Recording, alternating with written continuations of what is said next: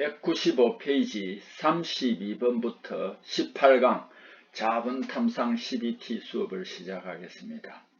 자, 32번부터 시작하겠습니다. 항공우주용 자본탐상검사 방법에 따라 정지 니켈 도금과 같은 피복이 있을 때, 도금이 되어 있는 상태가 있을 때 그 두께가 얼마 이하로 되어야 결함 검출할 수 있는가 이렇게 되어 있습니다. 본래 도금은요, 그 두께가 굉장히 얇습니다. 0.005인치 이하이어야 됩니다. 0.005인치는 국제규격이 아니죠. 그래서 밀리미터로 이제 환산하려면은 25.4mm를 곱해야 됩니다. 그러면 0.127mm가 됩니다. 자, 33번 철강 재료 자본 탐상 시험 방법 및 자본 모양 분류에 의한 자본 모양을 기록하는 방법이 아닌 것은 전사, 스케치, 사진, 도면 이런 걸 주로 하는데 가장 현장에서 손쉽게 하는 것이 스케치입니다. 전사보다도 스케치는 조금 더 정확합니다. 그래서 각인 거기에다 뭐 새기고 그렇게 하지는 않습니다. 34번 자본 탐상 시험 및 자본 모양 분류에서 자외선 조사 등, 자외선 조사 장치라고 했잖아요. 그죠? 자외선 조사 등의 자외선 강도 측정할 때 필터면에서 38cm 떨어진 위치에서 몇 마이크로와트 퍼 제곱센티미터 미만일 경우 수리나 폐기를 해야 되냐? 800 마이크로와트 퍼 제곱센티미터. 여기 경계입니다. 이에 미만일 때는 폐기를 하고 이상이 되어야 사용할 수 있습니다. 형광자본은 말이죠. 관찰면 밝기가 20룩스 이하이고 20룩스 이하인 암실에서 결함 탐상을 합니다. 자외선 강도는 반드시 그 시험편에서 자외선 등까지 높이가 38cm가 되어야 됩니다. 38cm 높이에서 자외선이 비치는데 그 자외선 강도는 그 시험편 위에서 바로 800 마이크로와트 퍼 제곱센티미터 이상 높아야 됩니다. 자, 그 다음에 35번입니다. 철강 재료 자본 탐상 시험 및 자본 모양 분류에 따르면 탐상 시험할 때 교류는 내부험 검출 성능 매우 나쁩니다. 이유는 이건 표피효과입니다. 표면에 주로 작용을 합니다. 그래서 교류는 내부험 검출 성능은 매우 나쁩니다. 자, 그 다음에 여기에서 나와 있는 광전 효과라는 게 또 나와 있죠. 광전 효과라는 것은 무엇이냐면 충분히 짧은 파장의 전자기 복사선이 쪼여진 금속 표면에서 전자가 일단 방출되는 현상입니다. 그래서 광전, 빛, 광자, 전자가 이제 방출하는 걸 말합니다. 표피 효과는 이것도 자주 다뤘습니다. 자본 탐상 시험에서 결함이 표면에서 1mm 이상 깊은 곳에 있을 때는 쉽게 발견할 수 없는데 이것은 전류가 표면에 집중하기 때문이며 이 현상을 우리는 뭐라고 하냐면 표피 효과라고 합니다. 36번 철강 재료 자본 탐상 시험 방법 및 자본 모양을 분류에 의한 자본 모양 관찰할 때 미세한 요철부에 생기는 누설자석이 형성되는 자본 모양과 자본이 오목 부분에 채워져서 생기는 자본 모양을 나타내는 의사지시를 우리는 뭐라고 울퉁불퉁 하잖아요. 그죠? 그래서 이걸 표면 거칠기 지시라고 합니다. 37번 자본 탐상 및 자본 모양 분류에 의한 용어 정의가 아닌 것은 이제 자본 탐상에 사용되는 용어를 여기에 정의를 해두었습니다. 자본이란 시험할 때 사용되는 강자성체의 미분말을 의미한다. 그런데 이거는 맞죠, 그죠? 하여튼 강자성체의 미분말입니다. 분산 매질입니다. 이렇게 기술 용어에서는 한자 용어를 생략을 많이 했죠. 분산 매질이란 자본이 여러 검사체에 잘 분산되는 정도의 매수이다. 이걸 숫자를 헤아릴 수 없습니다. 여기서 가장 이제 틀린 게 매수라는 단어입니다. 다 자화전류란 시험품의 자속을 발생시키는데 사용하는 전류입니다. 맞습니다. 라 검사액이란 습식법에서 사용하는 자분을 분산하여 섞은 거, 잘 섞이게 한 거, 현탁시킨 액입니다. 자, 현탁을 서스펜션이라고 하는데 액체, 고체, 밀입자, 여기에서는 밀입자, 미세입자를 또 줄임말입니다. 밀입자는 미세입자를 줄임말입니다. 분산된 것 또는 현상제가 분산된 것을 말합니다. 자분 탐상 현상제가 분산된 것을 의미합니다. 38번으로 넘어가겠습니다. 196페이지 38번. 철강 재료 자분 탐상 시험 및 자분 모양 분류에 의해 지시 길이가 선형으로 10mm, 20mm, 30mm 크기로 거의 일직선상에 연속하여 나타났으며 지시 10mm와 20mm 사이 간격은 1mm이고요. 20mm와 30mm 사이 간격이 5mm였다면 최종 지시 길이의 판정으로 옳은 것은 했습니다. 앞에 두 가지 결함은 사이 간격이 1mm이기 때문에 이건 연속 결함입니다. 그래서 10하고 20을 더하면 30이고 1mm까지 더합니다.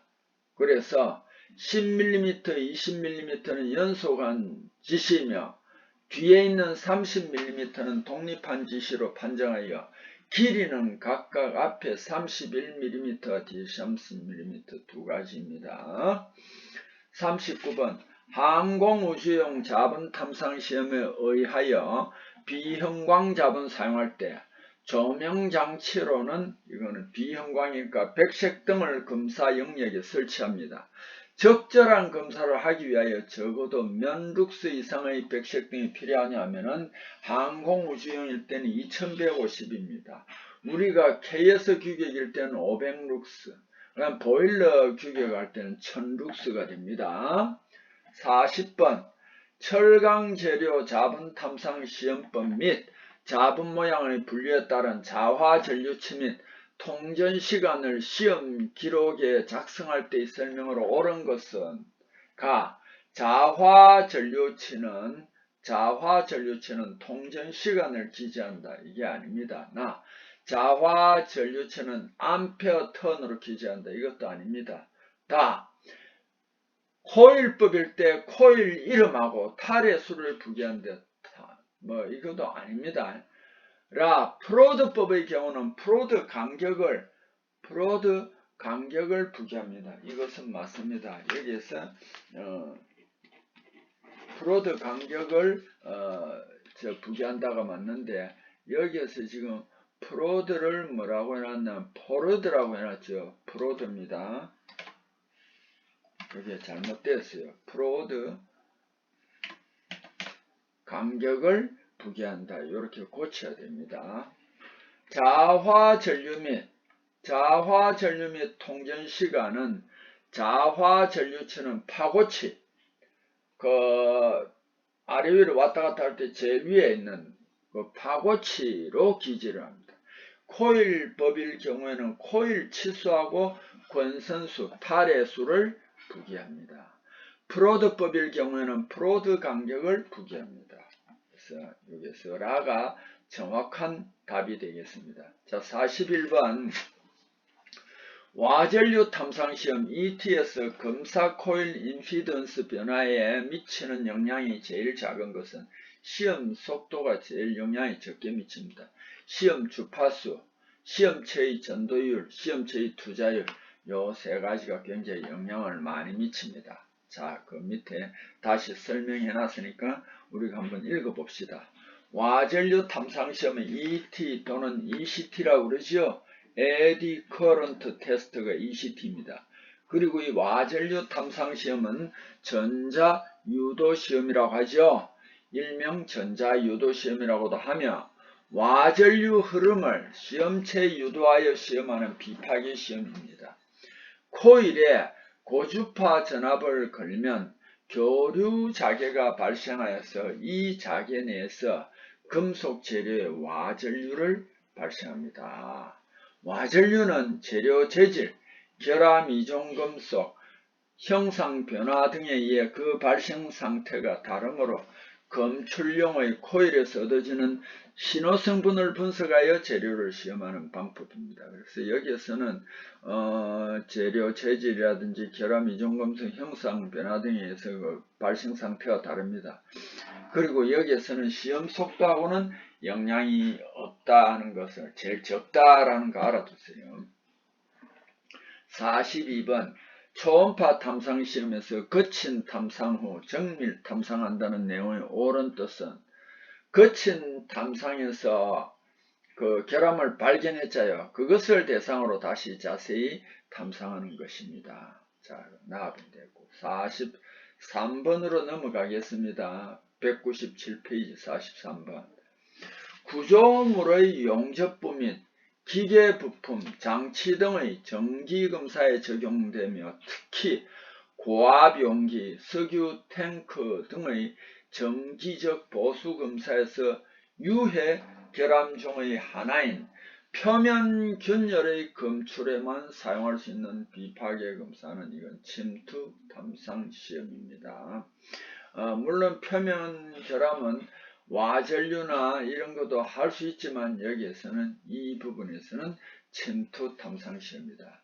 그리고 고압용기, 석유 탱크 등의 보수검사에서 잘 사용할 수 있습니다. 자, 음향 방출 시험은 여기에서 또다시 한 번 더 설명하고 있습니다. AET, Acoustic Emission Test라고 합니다. 음향 방출로 발생하는 탄성파로 검사를 합니다. 탄성파를 가지고 검사를 합니다. 돌발형 음향 방출, 연속형 음향 방출로 나누어 분류할 수 있습니다. 연속형은 공간적 또는 시간적으로 이어져 발생하기 때문에 음향 방출 신호 파형이 연속 잡음처럼 보입니다. 연속형은요. 그 다음에 돌발형 음향 방출은 시간적으로 분리의 관측할 수 있는 음향 방출로 균열 발생 등 비교적 에너지가 큰 경우에 관측이 되나, 관측 장치의 분해능 등에 의해 돌발형 음향 방출도 연속형 음향 방출로 보일 때가 있습니다. 44번. 다른 비파괴 검사와 비교했을 경우 침투 탐상 시험의 단점으로 옳은 것은, 크기가 큰 제품에는 사용할 수 없는 게 아닙니다. 이건 약품만 뿌리면 되니까 사용할 수 있습니다. 비금속 재료 표면에도 사용할 수 있습니다. 그래서 틀렸고요. 원자 번호 큰 금속 표면에는 사용할 수 없습니다. 원자 번호 큰 금속 표면에는 사용할 수 없는 게 아니라 사용할 수 있습니다. 그래서 가와 나와 다는 사용할 수 있습니다. 그래서 틀렸고요. 기공이 많은 재료에는 사용할 수 없다 했는데, 기공이 많은 재료는 주로 기공 같은 건 또 내부 결함에 많이 존재합니다. 내부 결함으로. 그래서 이럴 경우에는 방사선 탐상 시험으로 검사가 굉장히 쉽습니다. 다 그런 건 아닌데 기공은 주로 내부 결함에 내부 결함으로 많이 분류됩니다. 45번. 시험체 내부 중앙부 결함 검출에 가장 적합한 비파괴 검사는 방사선 탐상 시험입니다. 초음파도 되겠지만 여기에서는 초음파가 분류에 안 나왔죠. 보기에 안 나왔습니다. 46번. 방사선 X선 비파괴 검사의 일반적인 특성에 대한 설명으로 옳은 것은 X선입니다. 높은 주파수를 가집니다. 맞습니다. 높은 지향성을 갖는다. 투과성이죠. 지향성은 이거는 초음파입니다. 물체에 부딪히면 모두 반사한다. 이거 아닙니다. 투과를 합니다. 파장이 긴 전자파의 일종이다. 맞습니다. 그래서 X선은 고속 전자가 금속 표적에 충돌할 때 발생하며 파장이 약 0.0001 내지 1mm의 전자파 방사선입니다. 가시광선에 비해 짧은 파장입니다. X선에는 전자가 물질의 충돌 후 감속될 때 발생하는 백색 X선, 이걸 제동 X선이라고 하고요. 원자, 궤도 전자의 전이 이동으로 발생하는 특성 X선이 있습니다. 방사선 투과 시험에 사용하는 X선은 주로 백색 X선입니다. X선은 에너지가 높을수록 파장이 짧습니다. 물질을 투과하기 쉬우며 높은 지향성과 투과를 합니다. 반가층은 두꺼워지는 성질이 있으나 X선 에너지의 높고 낮음, 투과성 강약 비교하여 에너지가 보다 높은 것은 경질 X선, hard X-ray, 보다 낮은 것은 연질 X선, soft X-ray라고 합니다. 우리가 이제 막연하게 방사선은 위험하다 이런 소리 많이 하잖아요. 그죠? 여러분 병원에 가보시오.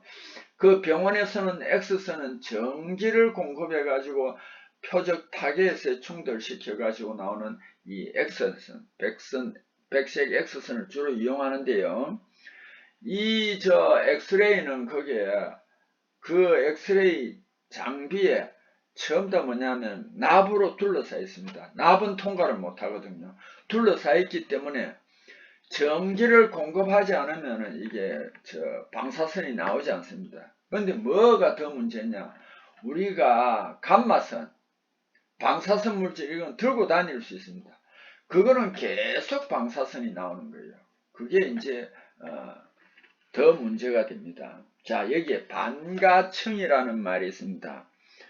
방사선 강도를 원래 강도의 반으로 감소시킬 때 필요한 흡수체의 두께를 우리는 뭐라고 하냐면은 반가층이라고 합니다. 자, 여러분 요즘은 병원에 가면 X선 많이 찍잖아요. 그죠? 잇몸도 찍고 어디 많이 찍습니다. 그게 발달한 게 CT이고 이렇게 발전을 했습니다. 처음에 이게 이제 X선 원리를 발견한 게 그 독일 여자인데 프랑스에 이제 망명을 해가 퀴리 부인이 엑스레이를 만들었습니다. 즉, 세계 대전이 일어날 때 이 퀴리 부인이 병원, 야전 병원으로 직접 갔습니다. 그렇게 해서 환자들을 돌봤는데, 그때는 X선이 그렇게, 지금처럼 훌륭하게 발달되지 않았어요. 그러니까 이 퀴리 부인이 자기가 직접 방사선 물질을 다 맞아가면서 이 엑스레이를 만들어가지고 전장에서 군인들을 많이 구했어요. 참 감동적이죠, 그죠? 퀴리 부인 가문에는요, 노벨상을 받은 사람이 굉장히 많아요. 퀴리 부인의 딸도 노벨상을 받았어요.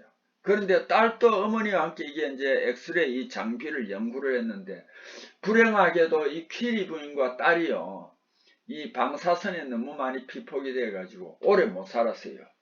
근데 그 집안에 퀴리 부인 집안에 퀴리 부인의 남편도 노벨상을 받았어요. 그 집안에 6명이 노벨상을 받았답니다. 대단한 집안이죠. 근데 이게 이제 그래서 의사이면서 순수한 의사는 아니죠. 그래도 전쟁에서 병사들을 구하기 위해서 직접 자기가 이 엑스레이를 만들고 이래 하면서 피폭이 워낙 많이 됐습니다. 요즘 사람들 같으면 난리 났겠죠. 그죠? 자, 누설 검사할 때 1애텀을 다른 단위로 환산한 것 중 부적합한 것은 1애텀을 14.7 psi 760토르 101.3 킬로파스칼 이렇게 됩니다. 요거는 1애텀과 같고 980kgm/제곱센티미터는 이 1애텀하고 다릅니다. 자, 48번으로 넘어가겠습니다. 198페이지 48번으로 넘어가겠습니다. 다음 설명 중 각종 비파괴 검사에 대한 특징으로 잘못된 설명, 부적합한 설명인 것은 이렇게 됩니다. 방사선 탐상 시험은 기록의 보관이 쉽습니다. 왜? 필름에 보관하니까요. 방사선 피폭 등의 위험이 있습니다. 지금도 여러분 방사선 기능사 시험이나 기사 시험 가면은 이제 결함의 상태를 필름 판독이라는 게 있습니다. 오랫도록 찍어서 보관했는데 그걸 가지고 이 결함이 뭐다 이렇게 판별하는 게 있습니다. 그래서 필름 이것은 거의 반영구적이다. 침투 탐상 시험은 표면 흠에 침투액을 침투시키는 방법이므로 흡수성 재료는 탐상에 적합하지 않다. 그래서 여러 가지를 다 할 수 있는데 목재나 아주 다공성 큼직큼직한 재료 같은 경우는 침투 탐상을 할 수 없습니다. 결함이 아닌데도 다 빨아들이기 때문에 그렇습니다. 초음파 탐상 시험은 대상물의 내부와 외부 결함을 모두 검출할 수 있으나 이거는 뭐냐면은 숙련된 기술이 필요합니다.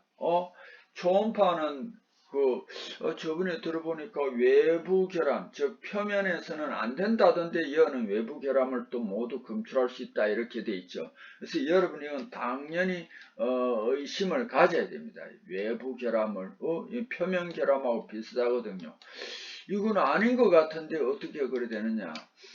주로 우리 초음파에 하는 것은 종파나 횡파를 이용해 가지고 하는데 이 외부 결함을 하려면 판파 같은 경우는 표면에 가까이 있는 결함을 할 수 있습니다. 그래서 탐촉자 이게 바뀌어져야 되겠죠. 와전류 탐상시험 ECT는 유도전류를 변화시켜 내부 결함 검출 아닙니다. 내부 결함 검출이 아닙니다. 그리고 강자성체만 탐상할 수 있다는 게 아니고 전도체에서 검사할 수 있습니다. 49번 D분의 LB가 3입니다. 3이면 2와 4 중간 사이니까 그럴 때 공식은 AT = D분의 L분의 45,000을 적용합니다. 그래서 15,000이 되겠죠. 근데 여기에서 뭐냐면 강봉 1회 측정 가능한 것은 L은 봉의 길이고 D는 봉의 외경입니다. 자, 여기 몇 번 감았다고 그랬습니까? 10번 감았다고 그랬잖아요. 그래서 AT는 이제 15,000이 나오면 AT는 15,000에서 뭐를 10을 나누면 1,500이 됩니다. 자, 이것을 꼭 좀 알아주셨으면 합니다. 여기에 지금 미리 보기를 하면은 잘 나오는데 여기에서는 여러분 책에는 잘 나왔을 겁니다. AT는 5,000이 아니고 500이 아니고 5,000입니다. 여기 그러면 조금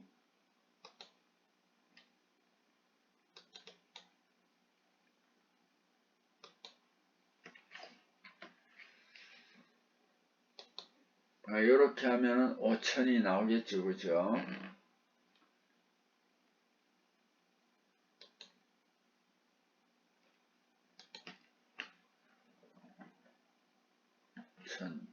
임으로 여기다 하겠습니다.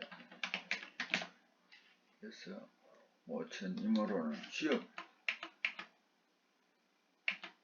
자, 그 다음에 50번 시험체 내부에만 존재하는 불연속 위치 깊이를 측정할 수 있는 제일 좋은 적합한 비파계 검사는 방사선 탐상시험보다도 초음파 탐상시험입니다. 51번 금속학적으로 연속으로 이어진 게 연속점 파단을 뜻하는 것이 NDT 비파계 검사입니다. NDT에 관한 용어로 적합한 것은 겹침, 수축, 연매 그러니까 연속성 파단은 불연속이라고 하는 게 제일 정확한 용어입니다. 겹침은 랩입니다. 표면이 부분적으로 겹쳐진 결함입니다. 수축은 주물 어떤 털 속의 쇳물을 보면 이게 엉고 수축할 때 또는 수축할 때 급탕을 충분히 안 해주면은 이게 줄어듭니다. 그래서 한계소에 큰 공동, 둥근 구멍이 생긴 공동을 발생시킨 집중수축 여기 있고요. 또 중심축을 따라 발생하는 중심수축이 있습니다. 주광품에 주로 많이 씁니다. 강은 본래 주물을 만들려고 하는 게 아닙니다. 뭐를 만들려고 했느냐 하면은 아변을 주로 하는데 근데 모양이 복잡할 때는 어쩔 수 없이 강을 주물로 만들 수 있습니다. 그럴 때 굉장히 유의해야 되는 게 이건 수축이 심합니다. 그래서 주광품에 생기는 결함으로 오그라들거나 줄어든 것입니다. 선 모양 수축, 수지상으로 나타나는 수축이 있습니다. 자, 52번 다른 누설 검사와 비교한 기포 누설심 장점에 대한 설명으로 틀린 것은 이 문제도 많이 나왔습니다. 지시의 관찰이 쉽다, 누설 위치의 판단이 빠르다, 검사 비용이 적게 들며 안전한 스님입니다. 그런데 이게 감도가 좀 떨어지고 정확한 교정이 어렵습니다. 그래서 여기 이제 단점이 되는데 여기에서는 이걸 장점으로 설명을 해놨습니다. 기포 누설시험 다시 한번 봅시다.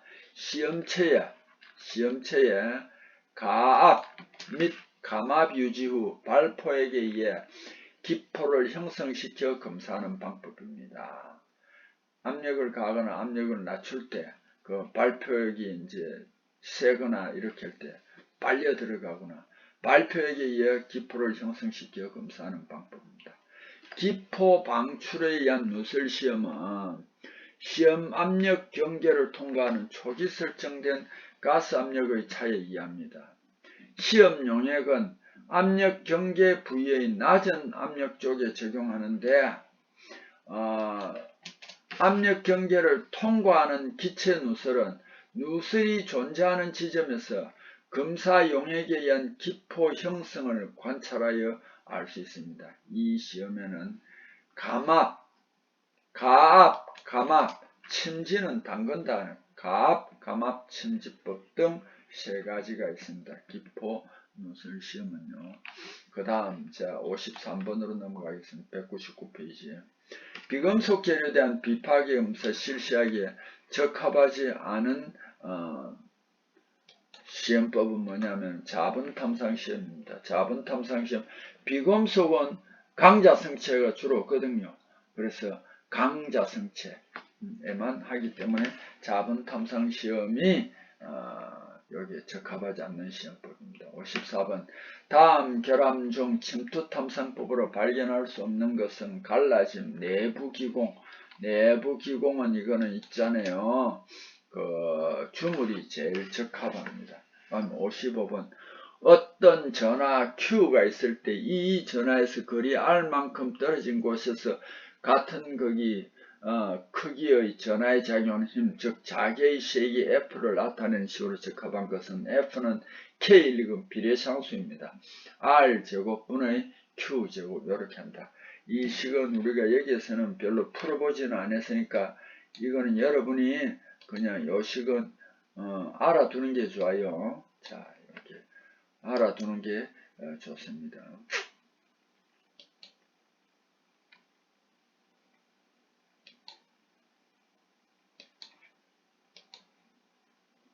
자, 그 다음에 56번 자분탐상시험에서 일반적으로 비형광자분보다 형광자분을 사용할 때 얻을 수 있는 우수한 성질은 형광자분은 검출성이 굉장히 양호합니다. 자화시킨 후 자화전류를 끊고 자분을 뿌려주는 시험을 잔류법이라고 합니다. 58번 강자성체에서 생기는 특성이라 할 수 없는 현상인 것은 강자성체는 이렇게 자기력 곡선이 생깁니다. 강자성체는 자기력 곡선을 가지고 있다 하는 걸 꼭 알아두세요. 자화가 잘 된다 맞고 높은 투자율을 가진다 맞고 자기력 곡선에 명확한 포화점 A와 T가 있습니다. 자력의 힘은 H고 자수밀도는 B입니다. 이 관계 표시하는 것이 히스테리시스 곡선. 더 정확한 게는 강자성체의 자기력 곡선이다. 포화점은 A라고 해놨죠. 그죠? 자력의 힘이 아무리 증가해도 자장감도 증가하지 않는 상태입니다. 증가하지 않는 상태이다. 잔류자정 B하고 O. 잔류자정 BO는 뭐냐면 자력의 힘이 0까지 갔는데도 약간의 자속을 갖는 상태. 이것을 우리는 뭐라고 하냐면 잔류작이라고 합니다. 그 다음에 항자력, 보자력. 우리가 여기에 OC 구간입니다. 자속 밀도 B가 0인 지점으로 0이 여기까지 옵니다. 0인 지점으로 자력 힘이 자화력입니다. 음의 방향으로 이렇게 감소를 합니다. 자, 여러분 이 시간 수업에도 저와 함께 동참해 주셔서 적극적으로 이렇게 공부를 해 주셔서 진심으로 감사드립니다. 또 다음 시간에 뵙겠습니다.